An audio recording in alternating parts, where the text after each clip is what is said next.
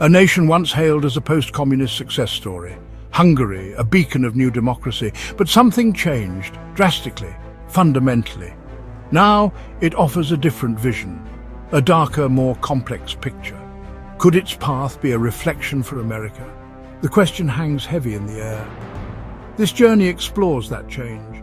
Hungary's profound and unsettling shift. We will trace its steps, from celebrated democracy to a system some now call broken. Understand how ideals can erode, how a nation can turn inward. This is more than just Hungary's story. It's a study of democratic fragility, a potential map of what could come. Perhaps for nations watching closely, is Hungary America's future? This is our central, urgent question. The Orbán Template. This distinct phrase echoes loudly now. From the streets of Budapest to Washington, D.C., how did Hungary, a relatively small nation, transform into such a potent global symbol? A guiding model for some conservative movements, especially and notably in the United States. Orbán's strategic playbook is closely studied. His strong nationalist stance is widely admired. Does it represent a blueprint for a new right? What exactly does this template contain?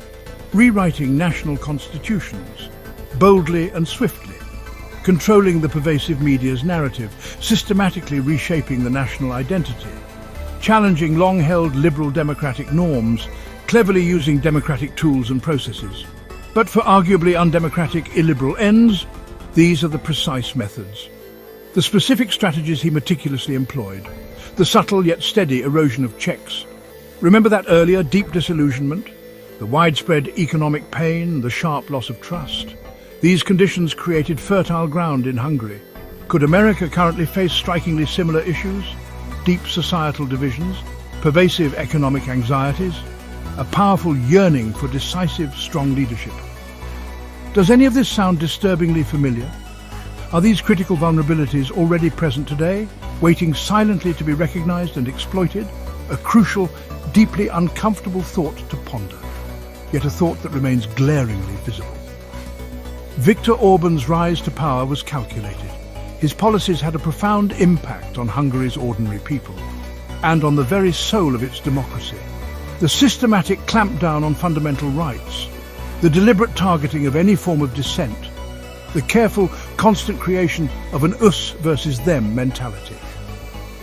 This is not merely a retelling of past history, it's a live, dynamically unfolding international drama. This may be a critical warning other nations must heed in the face of Russia's growing threat. The year was 1989. A powerful wind of change swept across Europe. The old Soviet-backed regime in Hungary crumbled. Decades of iron control finally came to an end. People poured into the streets, their hearts full. Hope was a tangible force, electrifying the air. Freedom, a word whispered, then shouted with joy. Hungary stood on the very brink of a new era, a future they themselves would now build. The dawn of a new, uncertain, yet exciting day. This was not just a political shift, it was a fundamental transformation of society. Hungary embarked on a brave new path, the path towards a liberal democracy. Free and fair elections were quickly established. The rigid command economy gave way. A dynamic market system began to take root. Citizens embraced their newfound rights with passion. The promise of self-determination was finally real. It felt like anything, truly anything, was possible. Civil society blossomed almost overnight. Independent groups and organizations emerged. Voices long suppressed now spoke freely, openly. Hungary turned its face decisively towards the West. It sought to join the community of democratic nations. In 1999, it proudly became a member of NATO, a crucial step for its security and identity. Then, in 2004, another milestone was achieved. Hungary joined the expanding European Union. Its place in the new Europe seemed secure. The world watched this transformation with admiration. Hungary was widely celebrated as a shining example, a model for other post-communist nations to follow. It showed that a peaceful transition was achievable. The democracy could indeed take firm root. The initial years were filled with vibrant optimism, a strong belief in progress, in a better future. The shadows of the past seemed to be receding. A bright, hopeful chapter was being written. Or so it appeared to almost everyone watching. Don't forget to like and subscribe now. With freedom secured, the work of building began. A new political landscape started to take shape. Initially, power rested with centre-left coalitions. These groups aimed to steer Hungary steadily forward. The Hungarian Socialist Party, or MSZP, was prominent. They played a significant role in these early years, governing a nation still finding its democratic feet. The task was immense, the challenges considerable, but the commitment to democratic ideals was strong. They were laying the foundations for decades to come. Figures like Prime Minister Ferenc Gyurcsány emerged. He and others represented this period of governance, a time of navigating complex economic reforms and integrating Hungary into global structures. The political debates were often lively, sometimes fierce. This was seen as a healthy sign of democracy. Different visions for the country were discussed openly. The focus was on establishing stability and growth, ensuring that the hard-won freedoms were protected. A delicate balance was constantly being sought. Democratic norms and institutions were established, a framework for a modern European state. The constitution was designed to protect rights, to ensure checks and balances on power. An independent judiciary was a cornerstone. Freedom of the press was generally respected. These were the pillars of the new Hungary, the dream of a stable, prosperous democracy. It seemed to be solidifying year by year. Hungary was, by many accounts, succeeding. Indeed, for a time, Hungary was the poster child. A model post-communist democracy was the phrase often used. It had shed its authoritarian past remarkably well. It embraced Western values and institutions fully. The future looked promising, aligned with Europe. There was a sense of national pride in this achievement, a feeling that Hungary had truly come of age, that it had earned its place among free nations. This positive narrative was widely accepted, both within Hungary and by international observers.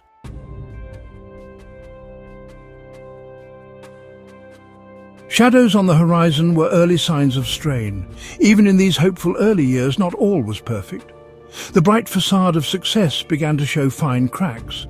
Public trust started to erode. A pivotal moment arrived in 2006. A leaked speech by Prime Minister Gyurcsány shocked the nation. He admitted his administration had repeatedly lied about the true state of the nation's economy. This revelation sent ripples of anger and disillusionment. The bond between the people and their leaders was damaged. It was a deep wound, slow to heal. Simultaneously, other pressures were building beneath the surface. Hungary faced the harsh realities of rising inequality. The benefits of the new market economy were not shared by all. Public discontent began to simmer, then grow more vocal. The global financial crisis of 2008 hit hard. It exacerbated existing economic woes significantly. Many Hungarians felt left behind, their futures uncertain. The optimism of the early years started to fade, replaced by a growing sense of anxiety and frustration. The economic dream felt increasingly out of reach for many. Pre-existing societal issues also lingered, often unaddressed. Minority groups, particularly the Roma community, faced challenges. Systemic discrimination persisted despite new legal frameworks. Their inclusion in the new Hungary remained incomplete.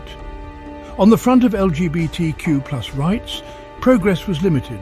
Basic legal protections were in place, a step forward. But broader acceptance and equality was still distant. These were sensitive areas, often pushed to the margins, yet they spoke to deeper questions about national identity and the true inclusiveness of the democratic project. Religious freedom was a recognized right in the new Hungary. People were free to worship or not as they chose. However, Christian denominations, particularly Catholicism and Calvinism, retained a strong, culturally dominant position. This was a reflection of Hungary's long history, but it also laid a foundation for future narratives that would increasingly emphasize a specific Christian identity. These subtle undercurrents, these early strains, they were the quiet precursors to a more turbulent future, the seeds of later, more profound transformations. So don't forget to like and subscribe. And the architect of change marks Orbán's rebirth. A familiar face returned to the forefront: Viktor Orbán. A name not new to Hungarian politics, he was once a liberal reformer, a young firebrand, a key figure in the anti-communist movements of 1989.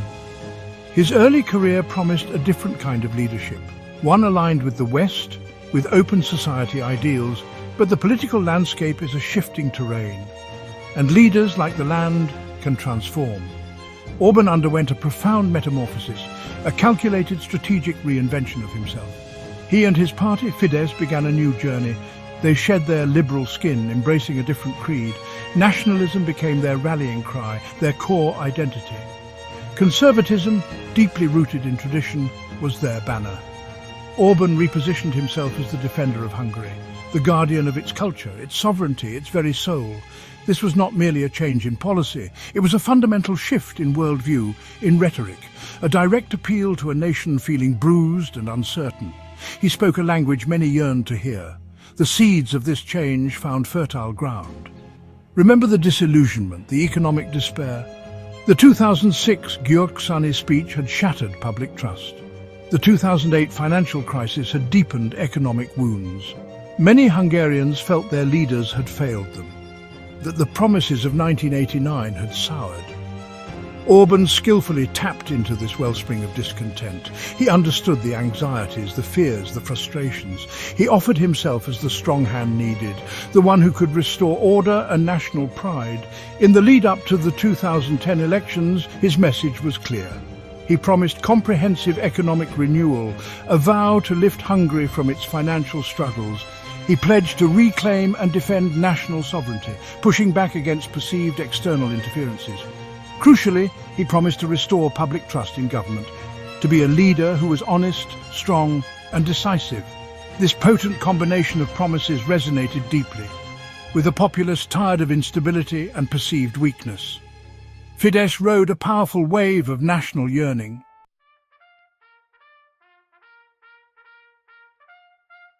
A nation's verdict was the 2010 supermajority. The elections of 2010 delivered a political earthquake. Viktor Orbán and Fidesz achieved a stunning victory. Not just a simple majority, but a constitutional supermajority. They secured more than 2/3 of the seats in parliament.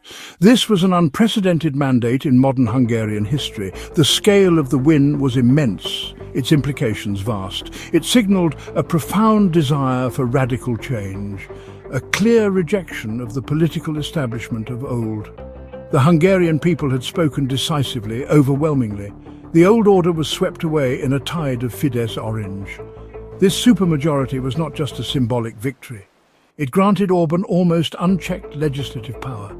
He could govern without needing support from opposition parties. He could amend the constitution, rewrite fundamental laws, all without the usual constraints of parliamentary negotiation. This immense power was now concentrated in his hands, a tool to reshape Hungary according to his vision. For his supporters, this was a moment of triumph, a chance to finally enact the changes they craved. For critics, it was a deeply worrying development. How was this overwhelming victory interpreted? Many saw it as a clear, unambiguous mandate. The Hungarian people, fed up with years of turmoil, had given Orbán the authority to fix the country, to implement bold reforms, to restore national dignity. They trusted his promises of strength and renewal. However, others viewed it with growing apprehension. Such concentrated power, they warned, could be dangerous. It could erode democratic checks and balances, potentially paving the way for a more authoritarian style. The debate over the meaning of 2010 began immediately. The atmosphere following the election was charged. A palpable sense of anticipation filled the air for Fidesz voters. They expected swift action, a decisive break from the past. Orbán himself wasted no time in signalling his intentions. His rhetoric was confident, assertive, sometimes confrontational. He spoke of building a new Hungary, a strong Hungary. For those wary of his intentions, a sense of unease grew. The sheer scale of his power was daunting. The question on many minds, what would he do with it? Hungary stood at a critical juncture, a turning point.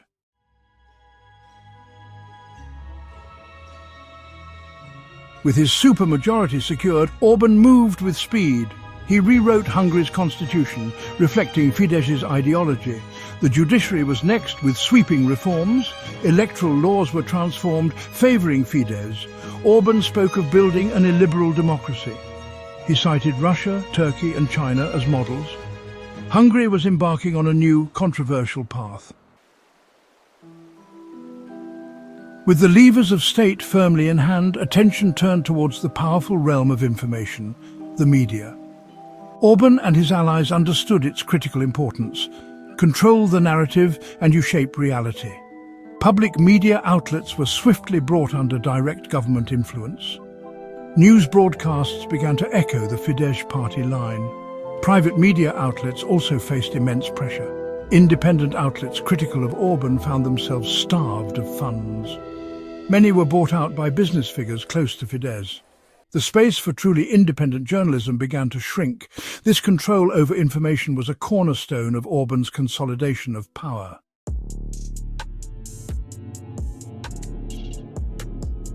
The ambition extended beyond politics and media. Civil rights, particularly for minority groups, began to erode. The new constitution enshrined a vision of Hungarian identity rooted in conservative Christian values. LGBTQ+ rights faced significant setbacks. Same-sex adoption was effectively banned. The definition of marriage was limited to a union between one man and one woman. Legislation restricted education about LGBTQ+ issues. The Roma community continued to face challenges. The national narrative focused on a homogeneous nation against various perceived internal and external threats. Civil society was being systematically re-engineered from above.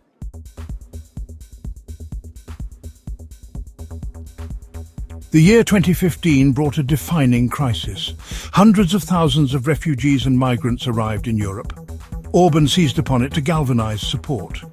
Hungary found itself on a key transit route. Border fences were constructed along Hungary's southern frontiers. Orbán framed Muslim migrants as an existential threat. This anti-immigrant stance became central to Orbán's political capital.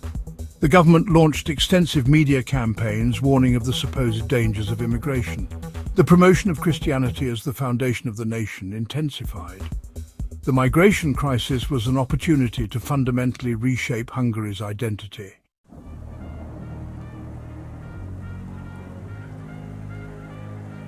The consolidation of power extended to other spheres.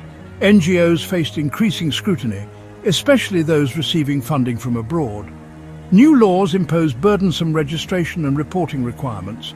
The most prominent target was philanthropist George Soros. Universities, particularly those with international connections, also felt pressure. Central European University was forced out of Budapest. The government aimed to ensure ideological conformity. On the international stage, Hungary's path began to diverge. Orbán cultivated closer ties with Russia and China. Hungary increasingly played the role of a disruptive EU member.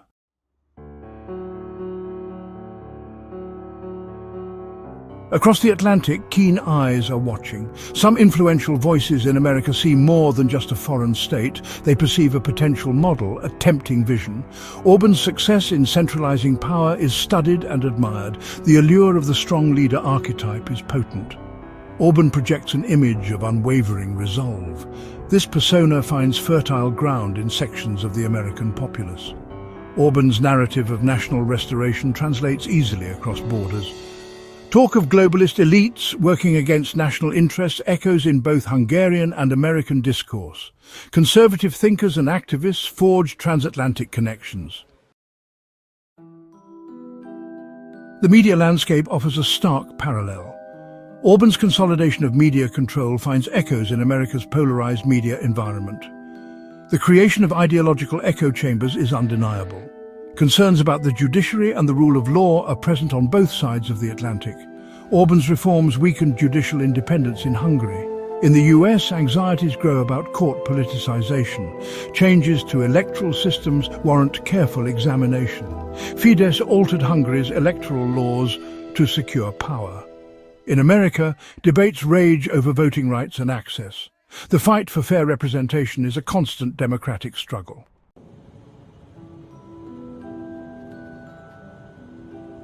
The powerful appeal of national sovereignty resonates deeply. Orbán's pushback against the EU mirrors sentiments in American political circles. Immigration remains a profoundly divisive issue. Orbán's hardline stance on migration finds echoes in American policies. The role of religion in defining national identity is crucial. Orbán emphasizes Hungary's Christian heritage. Similar themes are deployed in American political discourse. The separation of church and state faces pressure. The erosion of democratic norms often happens slowly. Understanding the Hungarian model is a critical warning for active citizenship.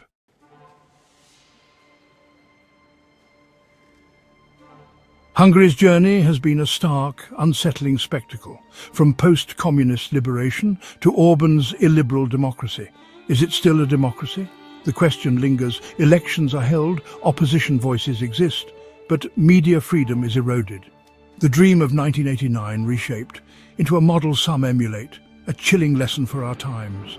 Like and subscribe now for all things history, economics and more.